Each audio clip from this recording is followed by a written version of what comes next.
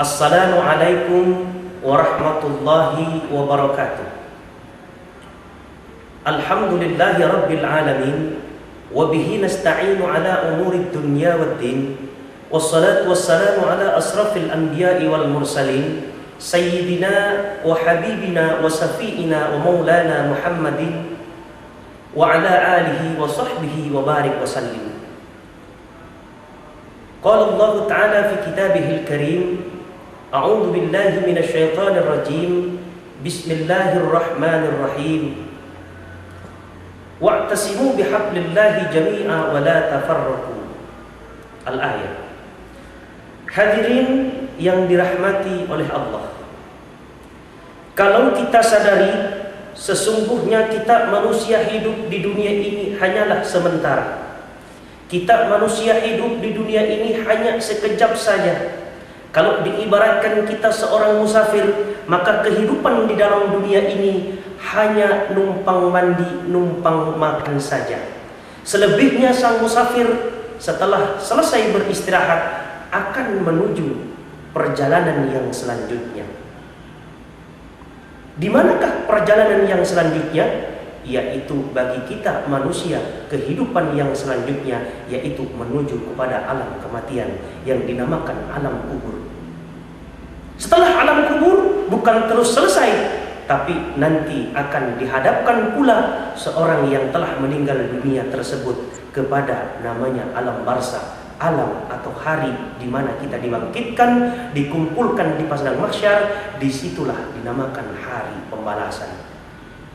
Dan selanjutnya manusia akan berjalan menuju kepada satu tempat, yaitu tempat kehakikian. Kalau selama di dunia manusia tersebut banyak amal-amal baiknya dibandingkan amal-amal buruknya, maka orang tersebut atau manusia tersebut akan dimasukkan ke dalam surganya Allah. Na'udzubillahi min dzalik.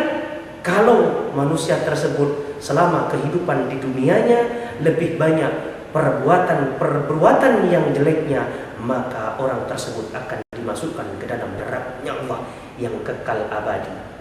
Na'udzubillahi min dzalik. Oleh karena itu, mari, mumpung hayat masih dikandung badan, mumpung nyawa masih berkumpul dengan badan, roh masih menyatu dengan badan kita, mumpung kita masih mampu untuk berbuat sesuatu, maka saya ajak khususnya kepada diri saya sendiri dan kepada para hadirin sekalian untuk selalu meningkatkan keimanan dan ketakwaan kita kepada Allah Subhanahu wa taala dengan keimanan yang sebenar-benarnya iman dan ketakwaan yang sebenar-benarnya takwa. Apa itu iman dan apa itu takwa? Ini perlu kita bahas pada siang hari ini. Yang dikatakan iman adalah sesuatu yang diyakini oleh hati, diucapkan oleh lisan, lalu kita laksanakan dengan perbuatan. Apa itu yang kita yakini? Yaitu tentang adanya zat yang maha tinggi, zat yang maha suci, zat sang pencipta, yaitu Allah Subhanahu wa ta'ala sebagai Tuhan kita satu-satunya. Yang selanjutnya adalah kita mempercayai bahwa Nabi Muhammad SAW adalah Rasul utusan Allah yang diutus oleh Allah Subhanahu wa ta'ala ke bumi membawa risalah Islam dengan mukjizatnya, yaitu Al-Quranul Karim. Yang selanjutnya yaitu kita ucapkan dengan lisan.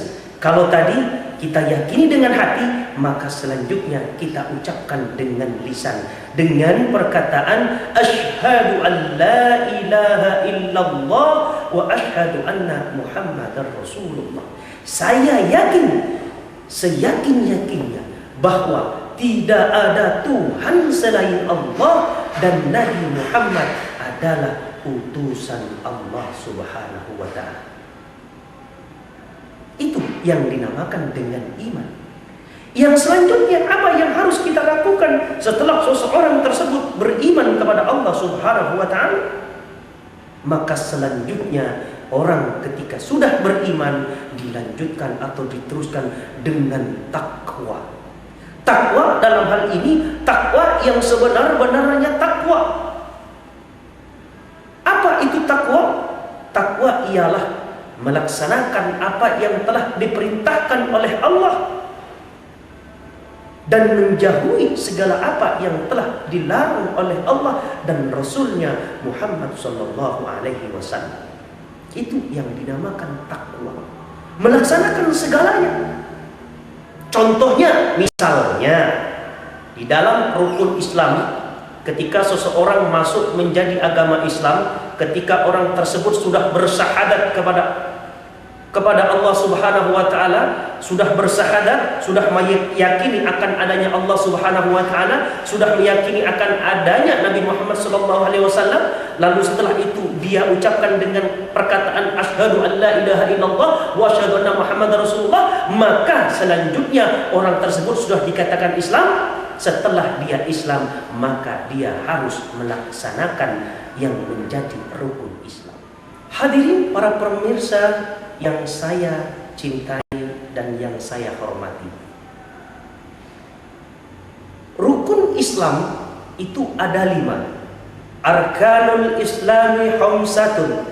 Rukun Islam itu ada 5. Yang pertama, syahadatu an la ilaha illallah wa anna Muhammadar Rasulullah, yaitu membaca 2 kalimat syahadat.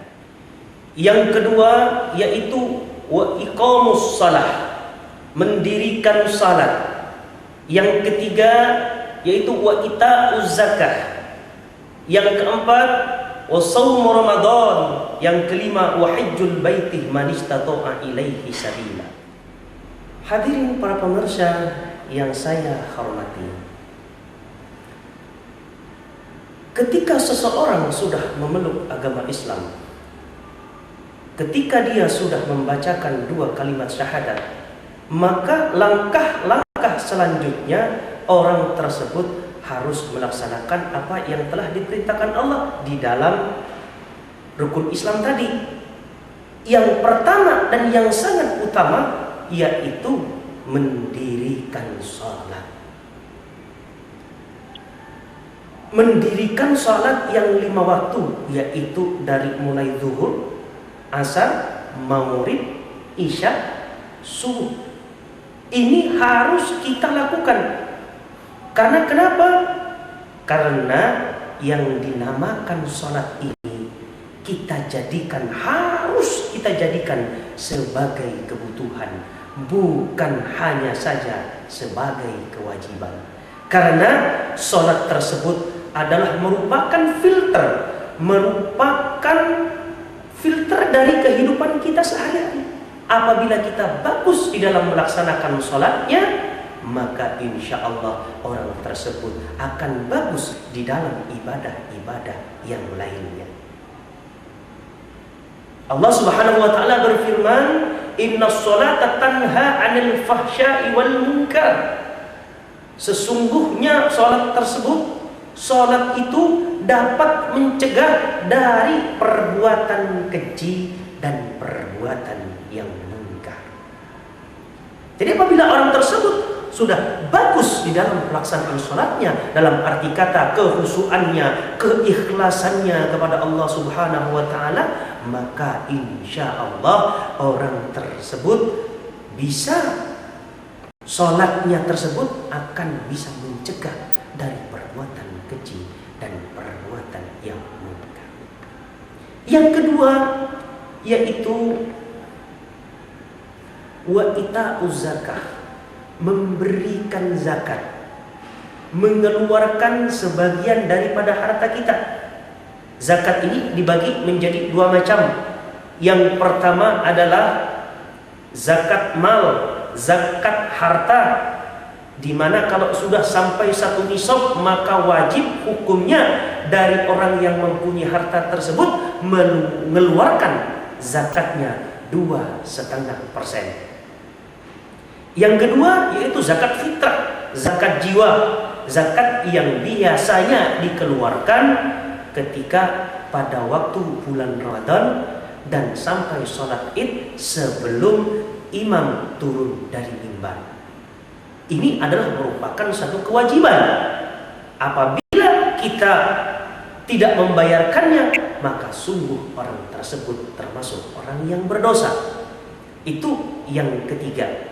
Yang keempat, bagi seorang muslim dia diwajibkan untuk berpuasa di bulan Ramadan.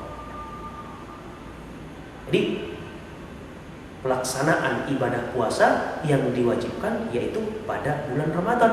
Di luar bulan Ramadan itu tidak diwajibkan, itu dinamakan puasa sunnah. Kecuali apabila kita di dalam bulan Ramadan tidak sanggup untuk berpuasa, maka kita harus ganti di hari berikutnya. Di luar bulan Ramadan itu boleh dilakukan.